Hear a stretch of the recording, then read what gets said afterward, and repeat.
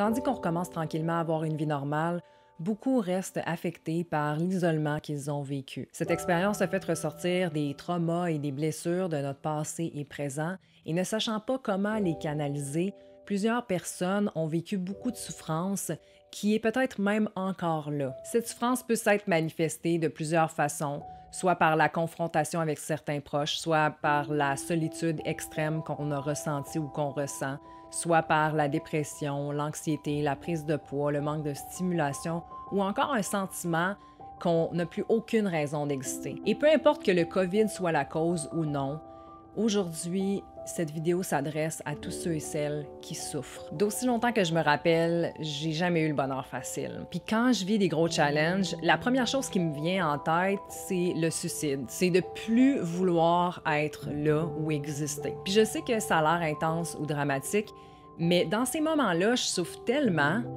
que j'ai de la misère à me rappeler pourquoi je vis, pourquoi j'existe. Dans les moments de difficulté, le premier réflexe de notre être, c'est de vouloir cesser de souffrir. D'où les différentes façons de s'engourdir, telles que l'alcool, les drogues, les distractions quelconques, les personnes, les achats compulsifs ou encore le besoin de fuir sa réalité. Ce réflexe-là est un mécanisme de défense qui nous permet de continuer à plus ou moins bien fonctionner et qui nous donne l'illusion que nos problèmes n'existent plus l'instant d'un moment. Le problème, c'est que ces distractions-là peuvent avoir de graves répercussions sur nos vies et donc amplifier notre mal-être. Et que peu importe ce que tu fuis, ça finit toujours par te rattraper. Soyons clairs, une vie sans problème, ça n'existe pas. Mais ta capacité à les vivre de façon saine et à ne pas reproduire sans cesse les mêmes erreurs est essentielle à ton évolution. Bon, c'est fucking facile à dire, là, mais comment on fait ça? Je me rappelle, quand j'ai fait le Vipassana, il fallait méditer 10 heures par jour pendant 10 jours. Et j'avais l'impression que cette expérience-là ne finirait jamais. J'étais pognée dans une prison mentale que je m'avais moi-même imposée. Puis je me rappelle d'un moment où je souffrais tellement physiquement pendant que je méditais que j'avais du mal à respirer. Après 1 heure à souffrir, j'ai arrêté de focusser sur ma douleur, puis je me suis mise à scanner et analyser le reste des sensations de mon corps. Et sans rien attendre ou résister, j'ai senti une vague noire me traverser. Puis c'est dur à expliquer, mais en gros, après 5 minutes, j'avais plus aucune souffrance. Ma douleur était gone. Ce que j'essaie de dire, c'est que des fois, le problème, c'est qu'on voit juste le problème. L'humain veut pas souffrir, puis il veut résoudre des problèmes. Mais ça peut causer d'énormes souffrances parce qu'on résiste des choses qu'on peut pas contrôler et que de nouveaux problèmes vont toujours arriver. L'expérience que tu vis en ce moment est temporaire, comme tout ce qui existe dans la vie. Tout change, tout évolue. Et c'est pas parce que tu vis des problèmes ou que tu te sens dépressif que t'es fucké. Ce qui est fucké, c'est la pression que nous met la société d'avoir à être constamment et tout le temps heureux. C'est le American Dream construit autour de l'illusion que la consommation, la grosse job payante, puis avoir plein d'enfants sont les choses qui nous rendent vraiment heureux. Toute notre vie, on nous apprend à focusser sur ce qu'on veut, mais pas sur ce qu'on veut être. Je sais pas si c'est juste à Québec, mais ici, les gens se demandent constamment Comment ça va? et ils répondent Ça va bien. sans trop se poser de questions. On a comme normalisé le fait que les gens doivent bien aller, même quand ils vont pas bien. Puis c'est cette perception-là du bonheur qui fait en sorte que notre être est constamment malheureux. On voit notre vie comme un échec constant, quand au fond, c'est fucking normal de souffrir. Puis c'est même positif parce que toutes ces expériences-là sont des apprentissages essentiels. Ce que tu vis en ce moment a une raison d'être. Tu le vois peut-être pas en ce moment, mais un jour ou l'autre, ça va prendre son sens. Pense à tous les moments difficiles traversés qui font de toi la personne que tu es en ce moment. L'humain est fait pour être en constante évolution.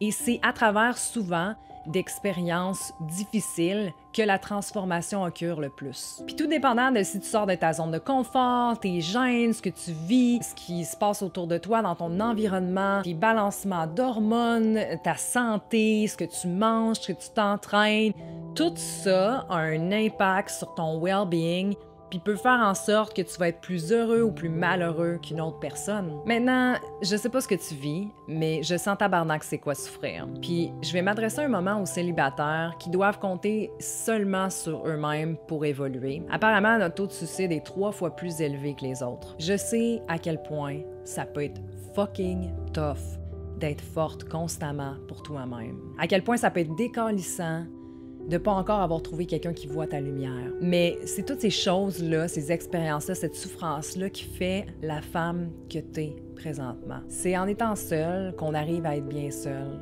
et à faire ce qui nous passionne réellement, individuellement, pour éventuellement devenir cette partenaire incroyable qui rencontre son partenaire incroyable, qui voit sa lumière et qui est sur la même fréquence de vie et d'amour. Et c'est pas un timing qui se choisit. La seule chose qu'on peut choisir en ce moment, c'est nous-mêmes. Ça veut pas dire que ton besoin d'amour devrait pas exister, ou encore que tu devrais arrêter de le chercher, ou encore que les gens en couple évoluent pas ou sont mieux que toi. Mais simplement que ton expérience est unique. L'univers te donne exactement ce que tu as besoin en ce moment. Ce qui te sert plus te quitte et ce qui t'est destiné s'en vient. Puis peu importe le type de manque que tu penses ressentir présentement dans ta vie, essaye de voir de où ça vient. C'est quoi la croyance que derrière ça? Est-ce que c'est quelque chose qui te sert encore ou t'appartient? C'est crissement pas facile. Puis t'as le droit de vivre un moment de merde. Ta vie est pas parfaite, puis la mienne non plus. J'ai encore une fissure anale bien présente. Mais ultimement, t'es la seule personne qui peut s'élever. Puis s'élever, ça commence par accepter qu'il y a des choses qu'on fait ou qu'on pense qui fonctionnent plus. C'est de prendre chaque jour comme il vient et de faire et choisir ce qui nous fait du bien. Personnellement, je sais que même dans les moments dark, je dois continuer de m'entraîner à chaque jour. Parce que même si ça demande un effort et que c'est difficile, ben ce que je ressens par la suite après mon entraînement est essentiel pour me sentir bien au quotidien. Pour toi, ça peut être lire un livre, méditer, te raser, dessiner, voir un psy, faire un workshop, peu importe c'est quoi.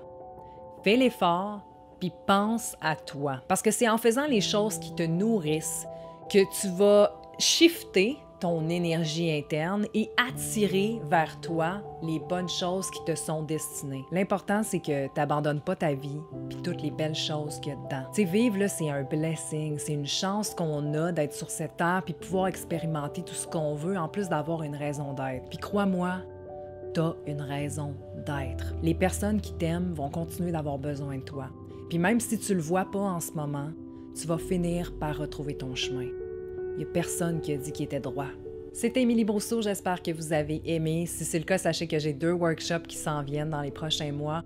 Un expressément pour les célibataires et un autre pour se libérer complètement de ce qui nous limite. Donc, si c'est quelque chose qui vous intéresse, je vous invite à liker, commenter, partager et vous abonner pour être sûr de ne rien manquer. Sur ce, je vous remercie infiniment de faire partie de cette belle communauté. On se revoit bientôt. Namasté, guys!